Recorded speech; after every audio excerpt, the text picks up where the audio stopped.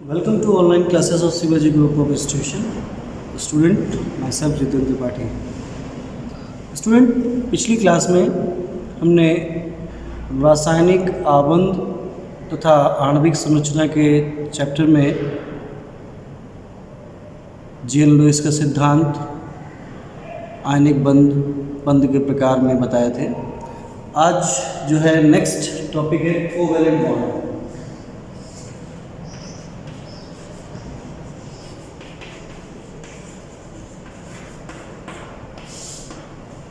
सहसंयोजक बंध। दो समान अथवा असमान परमाणुओं के मध्य इलेक्ट्रॉनों की समान साझेदारी है। पहले तो बात आती है परमाणु एक जैसे हों, अलग अलग हों, दोनों प्रकार के चलेंगे, लेकिन इलेक्ट्रॉनों की जो साझेदारी होगी वो बराबर से होगी। यानी अगर एक परमाणु एक इलेक्ट्रॉन देता है तो दूसरा भी एक ही देगा, एक दो देता है तो दूसरा भी दो देगा, तीन तीन की साझेदारी होती है तो बराबर से होगी जाकर के। तो फिर से इसको बताते हैं। दो समान अथवा असमान परमाणुओं के मध्य इलेक्ट्रॉनों की समान साझेदारी से बनने वाले बंध को सहसंयोजक बंध कहते हैं। कुछ एग्जाम्पल्स में आ जाते हैं, जैसे हाइड्रोजन अणु का निर्माण में हाइड्रोजन परमाणु के पास एक इलेक्ट्रॉन है बाई फोर्स में, दूसरे में भी एक ही है। अपना अस्तित्व पूर्ण करने के लिए एक एक इलेक्ट्रॉन की साझेदारी होगी तो एकल बंध का निर्माण हो जाएगा। ऑक्सीजन के अणु के निर्माण में ऑक्सीजन के पास बाई फोर्स में 6 इलेक्ट्रॉन होते हैं। इनको अपना अस्तित्व पूर्ण करने के लिए दो इलेक्ट्रॉन की साझेदारी तो डबल बॉन्ड का निर्माण हो जाएगा। नाइट्रोजन के अणु के निर्माण में नाइट्रोजन के बाई फोर्स में 5 इलेक्ट्रॉन होते हैं। इलेक्ट्रॉनिक विन्यास करके प्राप्त किया जा सकता है। इसको अपना अस्तित्व पूर्ण करने के लिए 3 इलेक्ट्रॉन की साझेदारी, कितना बॉन्ड बनेगा? ट्रिपल बॉन्ड बनेगा। ये तो थे समान परमाणु, इलेक्ट्रॉन कैसे साझा हो रहे थे? बराबर से। अब ले लेते हैं असमान परमाणु, HCl। हाइड्रोजन के बाई फोर्स में 1, क्लोरीन के बाई फोर्स में 7, दोनों का अपना अस्तित्व पूर्ण करने के लिए एक एक इलेक्ट्रॉन का साझा करेंगे। बंध क्या बनेगा? सिंगल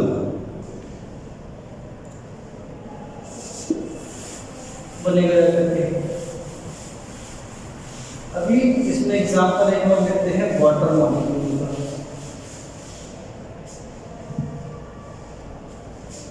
H2O हाइड्रोजन के बाई फोर्स में 1, ऑक्सीजन के बाई फोर्स में 6, फिर एक और हाइड्रोजन परमाणु है उसके बाई फोर्स में भी 1। एक एक इलेक्ट्रॉन की साझेदारी हुई जाकर के क्या बनेगा? HOH। देखिए, सहसंयोजक बंध बनने के लिए कुछ आवश्यक शर्तें भी होती हैं कि दोनों परमाणु अधातु होने चाहिए, साथ में इनमें विद्युत ऋणात्मकता का अंतर शून्य हो या फिर बहुत कम हो। बहुत ज़्यादा विद्युत ऋणात्मकता का अंतर की बात की जाती थी वैद्युत संयोजी बंध में, लेकिन यहाँ पे सहसंयोजी बंध के लिए विद्युत ऋणात्मकता का अंतर शून्य होना चाहिए, नहीं है तो कम होना चाहिए, तभी परमाणु जो है सहसंयोजक बंध का निर्माण करेंगे। अधातुओं के मध्य में बनता है। साथ में जो इलेक्ट्रॉन बंध बनाने में भाग लेते हैं वो त्रिविमीय क्षेत्र में एक निश्चित व्यवस्था में जाकर के व्यवस्थित हो जाते हैं, जिससे कि अणु की ज्यामिति प्रदान होती है। अणु में ज्यामिति प्रदान होती है, shape of the molecule. Shape of the molecule कैसे आता है कि जो बंध बनाने में इलेक्ट्रॉन भाग लिए साझे के इलेक्ट्रॉन युग्म अपने आप को एक जगह त्रिविमीय क्षेत्र में व्यवस्थित करके अणु को ज्यामिति प्रदान करते हैं। इसके लिए एग्जाम्पल सेटअप करते हैं मीथेन मॉलिक्यूल। मीथेन में जो कार्बन परमाणु है उसके पास 4 इलेक्ट्रॉन है वायुकोश में और 4 हाइड्रोजन है जिनके पास 1-1 इलेक्ट्रॉन है।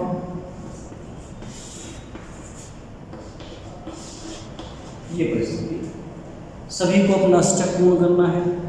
अष्टक पूर्ण करने के लिए सभी ने 1-1 इलेक्ट्रॉन की साझेदारी की। तो चूंकि सबने 1-1 इलेक्ट्रॉन की साझेदारी की है तो सबके बीच में एकल बंध बनेगा, लेकिन इस अणु में जो कार्बन परमाणु है इन साझे के इलेक्ट्रॉन युग्म को त्रिविमीय क्षेत्र में व्यवस्थित करेगा। और व्यवस्थित कैसे करेगा? इसकी जो ज्यामिति होती है समचतुष्फलकीय टेट्राहेड्रल नेचर। तो समचतुष्फलकीय प्रकृति ज्यामिति के आधार पर समस्त हाइड्रोजन परमाणु व्यवस्थित हो जाएंगे। कैसे?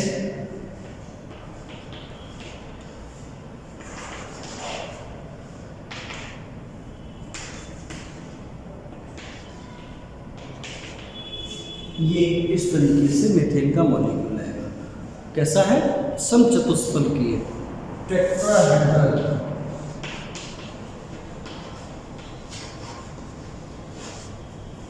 इसमें जो बॉन्ड एंगल होता है बंधन कोण 109 डिग्री 28 मिनट का होता है। ठीक है। तो ये साझे के इलेक्ट्रॉन युग्म त्रिविमीय क्षेत्र में अपने आप को व्यवस्थित करके अणु को ज्यामिति प्रदान करते हैं। ठीक है। अब सहसंयोजी बंध यौगिकों के कुछ लक्षण होते हैं। उन लक्षण में क्या है?